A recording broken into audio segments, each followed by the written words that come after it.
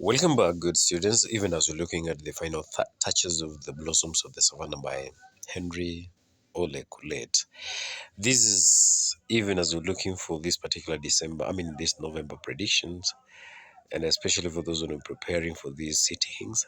I would recommend that this work might find you, or you might find it useful and very maybe enlightening as far as your preparation is concerned. So, without that much further ado, let's dive into it and let's look at the final kind of a prompt, a question, and of course, a sample response.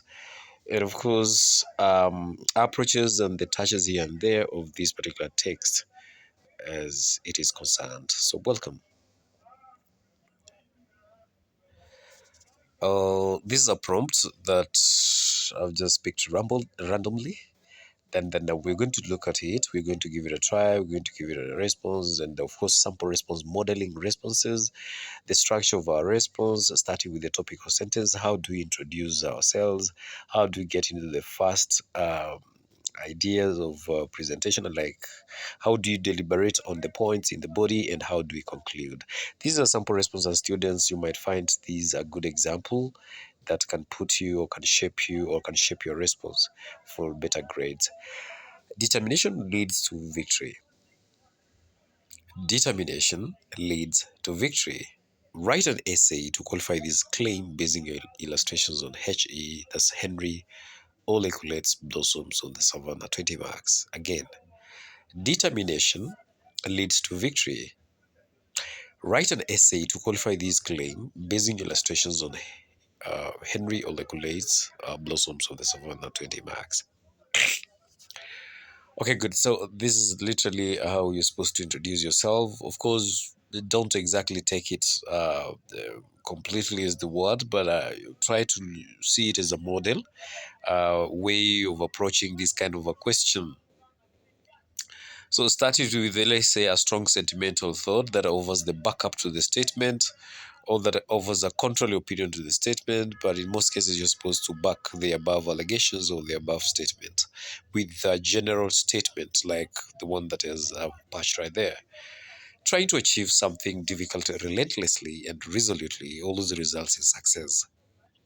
In other words, steadfastness rather pays off.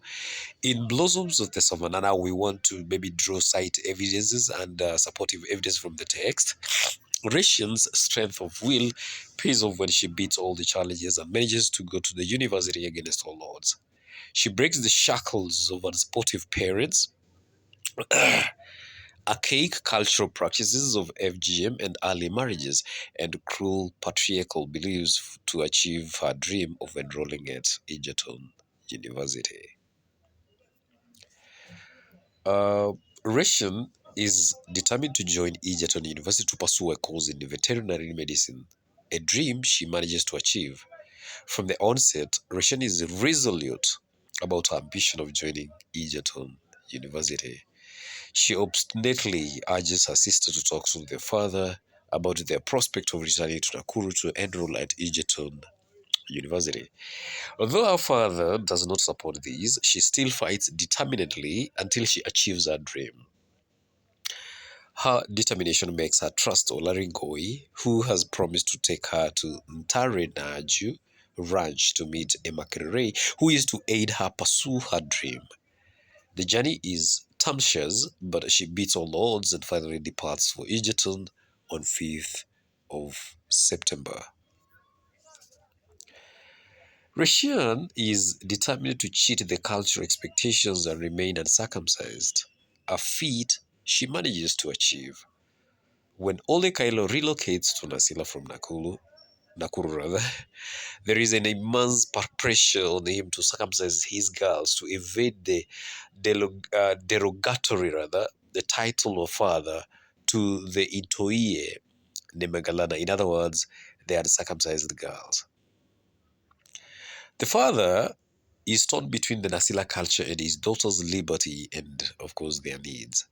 Some men like Ole Supeo circumcised all their girls and married them off to prominent men in Asila. He says that women have to be circumcised to control their wild nature.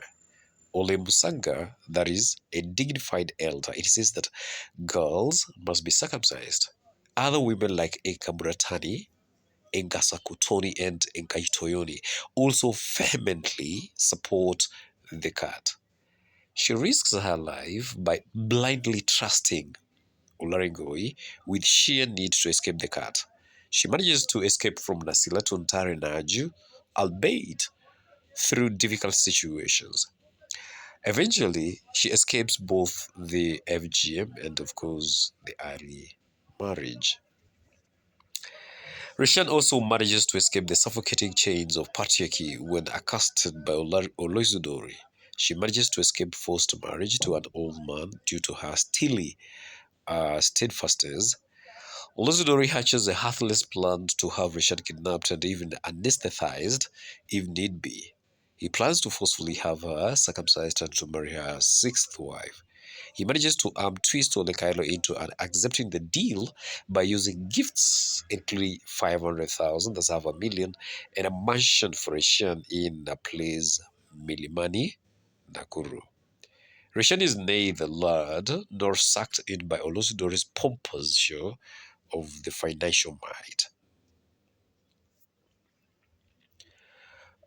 What she does is that she calls him mad and says that she can only marry him over her dead body.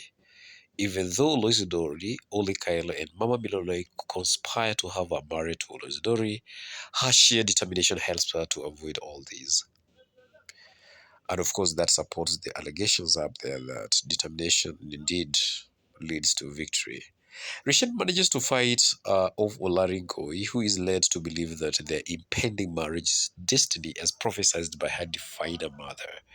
She prophesies that Olarinkoi would live with the Kailos and later marry one of his daughters.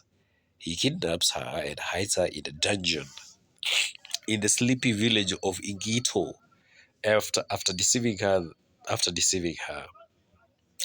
He even tries to rape her. Rishan's courage and determination is seen when she fights bravely and bites him badly while defending herself. She endures harrowing life in Larinkoi's heart that is crawling with rats, lizards, and snakes. She remembers the biblical story of Job and how he triumphed because of perseverance. Eventually, she manages to escape with the help of Nabaru, the Enkabani. Inspired by her bravery and determination, Nabaru walks through the dangerous Igito terrain until she finds and convinces a lorry driver to make a detour in order to help Rishian. Finally, she meets Minik and Goito, who helps her to enroll at Egerton University. Rishian beats all odds and achieves her dreams. Surely, determination leads to victory. So, one's determination in this particular context could lead to Russians, that is in Russians' context as victory. We see how she struggles rather against all the odds, the parents who are not supportive, and she manages, if by the end of the episode or by the end of the novel, manages to overcome all those particular odds, and then she manages to be victorious, uh, even as she pursues her dreams, that she gets the support at the end of the text.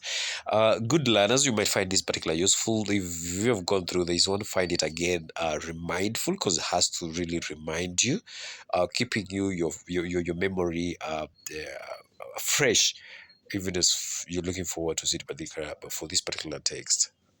And give it a thumbs up if you've come across this work accidentally. Give it a like, and again, share it with your good friends out there that you know this work will be of value. And again, I just want to wish you all the very, very best.